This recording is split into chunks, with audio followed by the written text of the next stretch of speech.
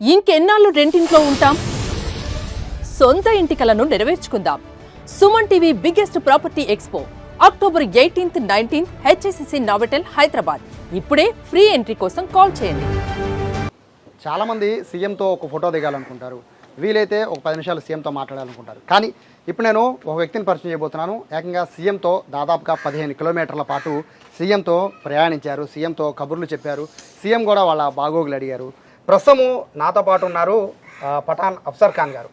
ఈయన ఆటోలోనే AP CM Chandrababu Naidu గారు స్పెషల్గా అంటే ప్రకాశం బ్యారేజ్ దగ్గర నుంచి మొదలు పెట్టుకుని మాకినేని బసవపున్నయ్య స్టేడియం వరకు కూడా ఈ ఆటోలోనే ప్రయాణించారు.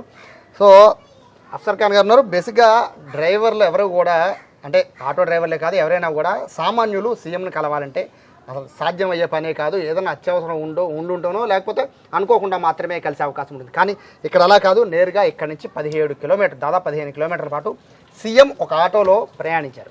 చాలా అరుదుగా చూస్తూ ఉంటాం సీఎంలో ఆటోలో ప్రయాణించడం. కేవలం ఎలక్షన్ల ముందు మాత్రమే ప్రచారంలో భాగంగా ఏదో ఆటో డ్రైవర్తో కలిసిమెలిసి వెళ్ళడం చూస్తుంటాం. కానీ ఒక పథకం ప్రారంభించడం కోసం ఆయన లగ్జరీగా ఉండే ఒక కారు, హై సెక్యూరిటీ ఉండే వాళ్ళందరినీ కూడా పక్కన పెట్టి, ఆఖరికి ఆయన హెలికాప్టర్ కూడా ఉంది, దాన్ని కూడా పక్కన పెట్టి ఒక ఆటోలో ఒక సీనియర్ సీఎం ఆయన ఒక ఆటోలో వెళ్ళడం అనేది నిజంగా అందరూ కూడా అభినందిస్తున్నారు. ముఖ్యంగా పఠాన్ ప్రస్తుతం ఉన్నారు. అఫ్సర్ ఖాన్ గారు, సార్ నమస్తే.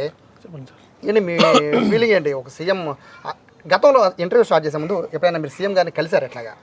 నేను దూరం నుంచి చూసాను సార్. దూరం నుంచి మేము ఆటోలో వెళ్తూ ఉంటాం, ఆయన కాన్వే వెళ్తూ ఉంటుంది, పోలీసు వాళ్ళు ఆపుతూ ఉంటారు. మేము దూరం నుంచి మన కాన్వే వెళ్తుండే మేము చూస్తూ ఉంటాం సార్. అంతవరకే కానీ ఆ ఫాస్ట్లో మనకు కనపడదు. మామూలు కనపడతారు అంతే, ఒక 1 సెకండ్ 2 సెకండ్ అంతే. ఇలా ఎప్పుడు మన అసలు నా ఆటోలో ఎక్కాలని నేను ఎప్పుడు కళ్ళు కూడా ఊహించలేదు సార్. ఎలా వచ్చింది మీకు అవకాశం? అంటే ఇప్పుడు విజయవాడలో కానీ ఇటు తాడేపల్లిలో కానీ ఎటు చూసినా కూడా వేల మంది ఆటో డ్రైవర్లు ఉంటారు, వేల ఆటోలు ఉన్నాయి. సో వాళ్ళందరినీ కాదని మీకు ఎలా వచ్చింది అవకాశం? మాకు ఆటో స్టాండ్ ఒకటి ఉంది సార్, టీఎన్టీసీ అని ఒక ఆటో స్టాండ్ ఉంది సార్. దాంట్లో మొత్తం మన గరిమేళ్ళ చిన్న గారి విజయవాడ ప్రెసిడెంట్ గారు మొత్తం ఒక 9 మందిని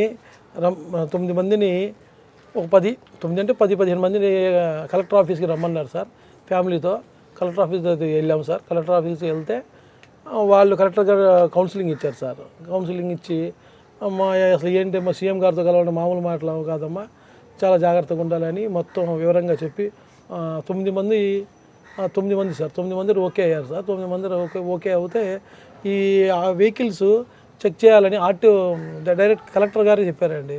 కలెక్టర్ గారు వెహికల్స్ ఆర్టీఓ ఆఫీస్ తీసుకెళ్ళి మొత్తం A to Z చెక్ చేయించి కండిషన్స్ ఉంటే plus driver licence, insurance, pollution, next CNG మన గ్యాస్ కొట్టించే కాగితం కూడా మొత్తం A to Z కాగితాలు ఫోర్స్ ఉండాలి సార్.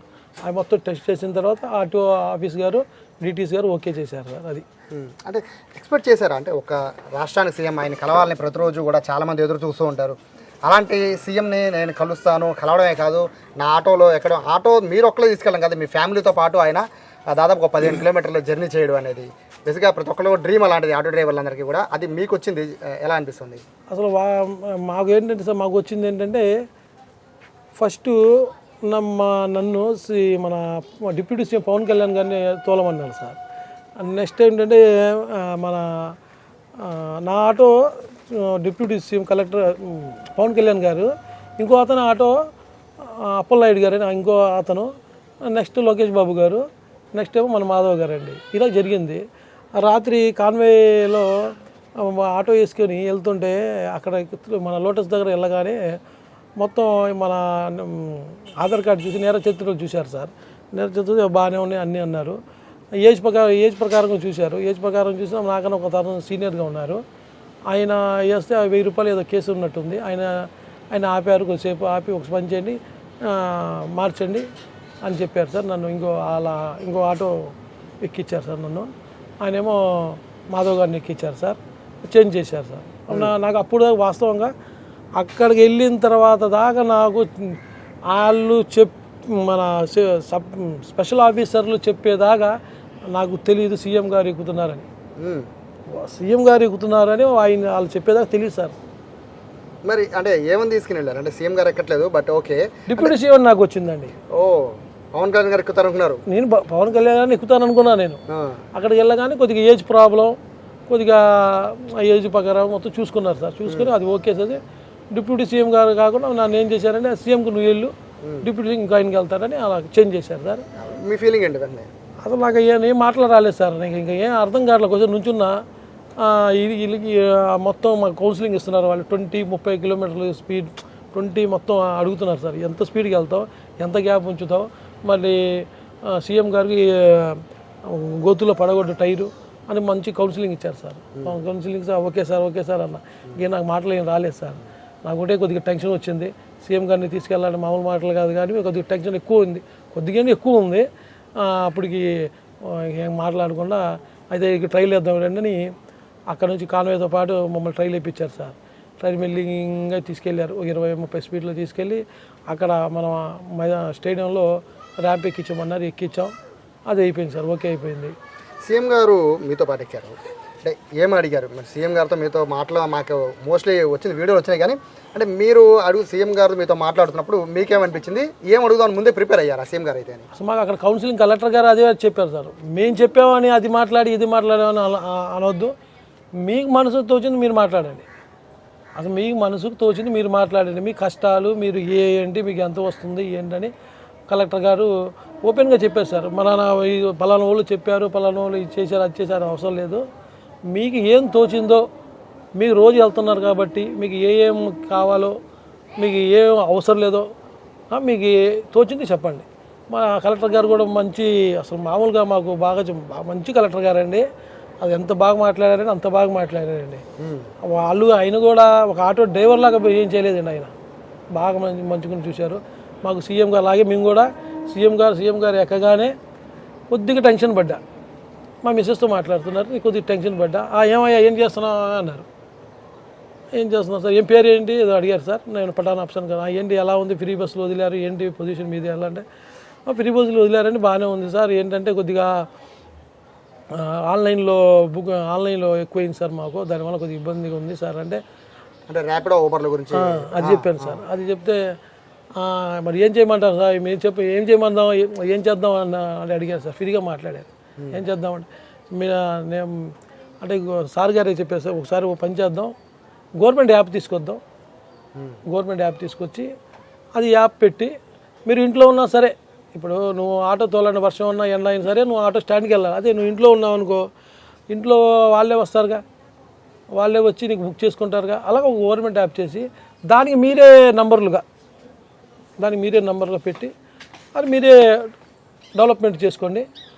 నెక్స్ట్ ఏంటంటే ఒక బోర్డు ఏర్పాటు చేస్తా అన్నారు సార్. అసలు మామూలు మాటలు కాదండి. అసలు నాకు అసలు మామూలు మాట అంటే ఒక ఆటో వాళ్ళకి బోర్డు ఏర్పాటు చేస్తారంటే మామూలు మాటలు సార్.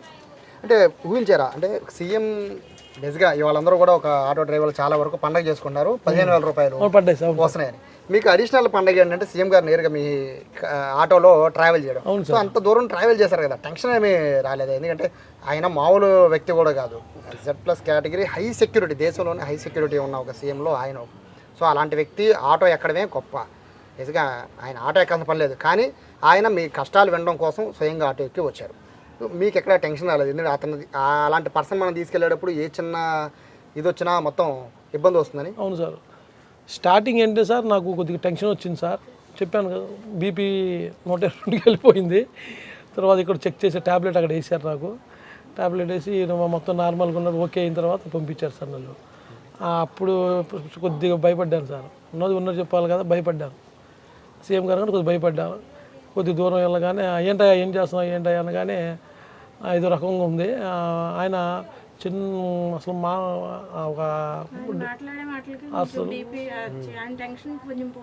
అసలు ఆయన మాట్లాడుతున్న మాటలకి మాకు టెన్షన్ పోయింది సార్. చాలా ఫ్రీగా ఉంటారు సార్. ఇప్పుడు మేము ఇంట్లో ఇప్పుడు ఎలాగ మీతో నేను ఎలా మాట్లాడుతున్నానో అంతకన్నా ఏంటయ్యా ఏంటి మీ వెళ్ళారా బస్సు ఎక్కించావా, మీ అదే శ్రీశక్తి బస్సు ఎక్కించావా అని ఫ్రీగా అసలు చాలా ఫ్రీగా మాట్లాడారు సార్. వెళ్ళాను సార్ అని చెప్పాను. ఎలా ఉందమ్మా అంటే, ఇంతకుముందు అయితే మా వారు డబ్బులు ఇస్తే వెళ్ళాల్సి వచ్చేది సార్, అలా లేకుండా శ్రీశక్తి బస్సులో వెళ్ళొచ్చాను సార్ అని చెప్పాను.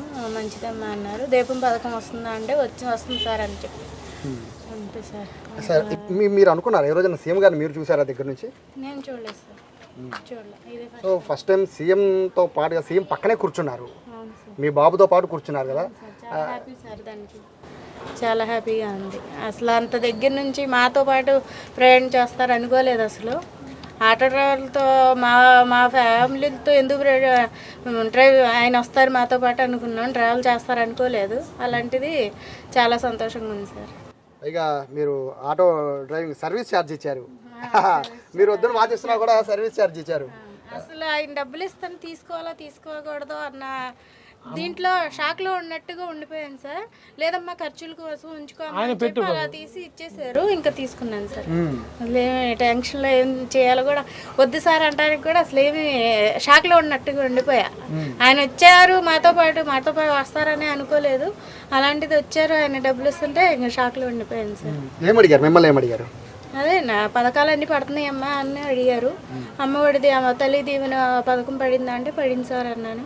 కరెక్ట్ కాలేజ్ టైంలో పడబట్టి ఫీజులు కట్టాము సార్. మా బాబుకి చదువుకుంటాగే ఇబ్బంది పడుతున్నాం సార్, చదివించుకుంటాగని చెప్పాము అంతే. మీరు ఇంకేమన్నా అడిగారా? అంటే మీ ఫ్యామిలీకి ఏమన్నా కావాలని ఏమన్నా అడిగారా? కావాలంటే మా పిల్లలకి ఉద్యోగాల టయానికి ఇక్కడే ఉద్యోగాలు వస్తే బాగుంటుంది సార్, ఆంధ్రప్రదేశ్ డెవలప్ అయితే బాగుంటుంది సార్ అని అడిగాము అంతే. మా వారి కోసం ఆటో అడిగాము, ఎలక్ట్రికల్ ఆటో ఉంటే మా వారికి బాగుంటుంది సార్ అంటే చూద్దామమ్మా అన్నారు. నిన్నటి వరకు కూడా మీ పక్కన వాళ్ళకే మీరు బాగా తెలుసు, ఇప్పుడు రాష్ట్రంలో చాలా మందికి మీకు తెలిసిపోయారు కదా, మరి మీ బంధువులు వాళ్ళు ఫోన్ చేసి అభినందిస్తున్నారా? చేస్తున్నారు సార్, చేస్తున్నారు. ఏమన్నారు మీ బంధువులు? ఏమన్నారు? చెప్పలేదండి మాకే తెలియదు అసలు లాస్ట్ మినిట్ దాకా అన్నాను సార్. సో ఫైనల్గా ఏం చెప్తారు? ఈరోజు మీకు డబల్ అంటే ఒకటి సీఎం గారు మీ ఆటోలో ప్రయాణించడంతో పాటు 15,000 రూపాయలు మీ అకౌంట్లో పడ్డాయి కదా, ఎలా అనిపిస్తుంది? రెండిట్లో ఏ సంతోషంగా ఉంది? సీఎం గారు ఇచ్చిన 10,000 ఎక్కి ఇచ్చింది కూడా సంతోషంగా ఉంది, ఆటో డబ్బులు పడినది కూడా చాలా సంతోషంగా ఉంది. సో అంటే డబల్ ఆఫర్ లాగా వచ్చింది సార్. మొత్తం అయితే మీ ఏరియాకి మొత్తానికి మీరు సెలబ్రిటీలు అయిపోయారు. మాకు పిల్లల భవిష్యత్తు కావాలి సార్, మాకు కంపెనీలు కావాలి, మాకు ఈ దగ్గరలో కంపెనీలు కావాలి సార్. మా ఇప్పుడు చదివిన పిల్లలు హైదరాబాద్, చెన్నై, బెంగళూరు, పూనా అని వేరే స్టేట్స్ వెళ్ళిపోతున్నారు. అలా లేకుండా మా దగ్గర ఉంటే ఏంటంటే మా దగ్గరలో ఉంటే ఒకటి ఏంటంటే ఒక రాత్రిపూట మాకు ఏదో జ్వరము ఏదైనా కడుపు నొప్పి వచ్చింది, పిల్లోడు పక్కన ఉన్నాడు సార్, రాత్రిపూట 12కి ఆటోనో గిట్టు క్యాకేసుకు వస్తాడు. అది ఎక్కడికో ఇప్పుడు ఎంతమంది సఫర్ అవుతున్నారు, పిల్లలు పెంచి పెద్ద చేసి. అది మాత్రం నాకు చాలా అడిగాను సార్, ఇలాగే మాట్లాడాను సార్. ఈ రెండిట్లో మీకు ఏ సంతోషం అనిపించింది? మీ అకౌంట్లో అక్కడ ఉండగానే మీ అకౌంట్లో 15,000 మీకు మనీ, ఆటో డ్రైవర్ల మనీ మీకు పడ్డాయి. సో సీఎం గారు మీతో పాటు 15 కిలోమీటర్లు ప్రయాణించారు. 15 కిలోమీటర్లు బాగుందా, 15,000 రూపాయలు మనీ పడ్డం? చంద్రబాబు నాయుడు గారు సీఎం గారు ప్రయాణించడం బాగుందండి. అదే సీఎం గారు ప్రయాణించడం కాబట్టి మీరు నా దగ్గరకు వచ్చి అడుగుతున్నారు, లేకపోతే అడగరుగా. నాకు సీఎం గారు ఎక్కి కూర్చొని మామూలు ఒక చిన్న మామూలుగా న్యాచురల్ మనిషిలాగా ఆయన ఎక్కడ సార్ దాని దగ్గర 4 తరాలు ఆయన సీఎం, 4 సంవత్సరాల తరం ఆయన పరిపాలించింది సీఎంగా. మామూలుగా మా దగ్గరకు వెళ్ళలేము, అంత మాట్లాడు అర్హతలు ఇది లేదు సార్ మా దగ్గర. సో మీరైతే ఫుల్ హ్యాపీ సార్. సో ఇది వీళ్ళ కళ్ళల్లో ఆనందం వాళ్ళ కళ్ళలోనే కనబడిపోతుంది. ఎందుకంటే ఒక సీఎంతో మాట్లాడటమే ఈ రోజుల్లో చాలా కష్టమైన పరిస్థితుల్లో ఒక సీఎం ఒక సాధారణ ఆటో డ్రైవర్ ఆటో ఎక్కి దాదాపు 15 కిలోమీటర్లు ప్రయాణించడమే కాదు, ఇక్కడ ఏ ప్రోగ్రామ్కి అయితే వెళ్ళారో అదే ప్రోగ్రాంలో వీళ్ళు ఉండగానే వీళ్ళ అకౌంట్లో కూడా 15,000 రూపాయలు, ఏదైతే ఆటో డ్రైవర్లకు 15,000 రూపాయలు వేస్తామని చెప్పారో సంవత్సరానికి, అది కూడా అకౌంట్లో పడ్డం వీళ్ళకి డబుల్ హ్యాపీగా ఉన్నట్టు చెప్తున్నారు. ఓవరాల్గా చూసుకుంటే ఒక సీఎం ఒక సాధారణ వ్యక్తిగా ఆటోలో ప్రయాణించడం అనేది, అది కూడా ఎక్కడో మారుమూల తాడేపల్లిలో చివరి ఎక్కడో ఉన్న అఫ్సర్ ఖాన్ ఆటో ఎక్కడం అనేది మొత్తం వీళ్ళ ఫ్యామిలీ అయితే చాలా సంబరపడిపోతున్న పరిస్థితి కనబడుతుంది.